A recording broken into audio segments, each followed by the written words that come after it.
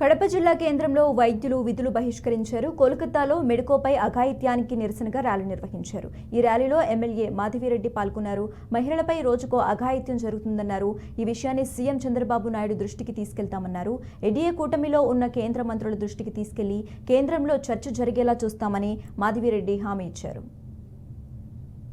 జరుగుతున్న ఈ సంఘటనలు మహిళల మీద అనేది ప్రశ్నించుకోవాలా. వైద్య వృత్తే కాదు, డాక్టర్స్లోనే కాదు, అమ్మాయిలు బయటికి వెళ్తే సేఫ్టీ లేని పొజిషన్ ఉంది. ముఖ్యంగా దీని మీద చట్టాలు మారాల్సిన అవసరం ఉంది. వీరి మీద విచారణ తొందరగా జరగాల్సిన అవసరం ఉంది. కఠినమైన శిక్షలు జరగాల్సిన అవసరం ఉంది. అలాగనే మహిళల రక్షణ మీద ప్రభుత్వాలు ఎక్కువ ప్రాధాన్యత ఇన్స్టిట్యూషన్స్ కానీ ఎక్కడైనా కానీ నిఘా వ్యవస్థను పెట్టి కఠినతరమైన చట్టాలు చేసి ముందుకు పోవాల్సిన అవసరం ఉంది. మహిళలు ఇప్పుడు అందరితో సమానంగా ముందుకెళ్తున్నారు. ప్రతి ఒక్క రంగంలోనూ ముందుకెళ్తున్నారు, బయటికి వస్తున్నారు.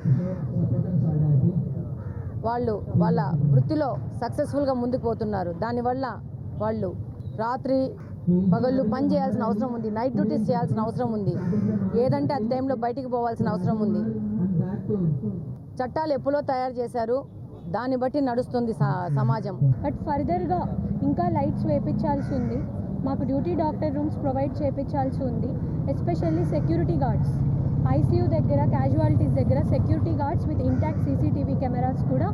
ఇవి బికాజ్ మెడిసిన్లో ఒక సేయింగ్ ఉందండి, మాకు prevention is better than cure అంటాం మేము ఎప్పుడైనా కూడా. సో ఇప్పుడు అక్కడ ఒక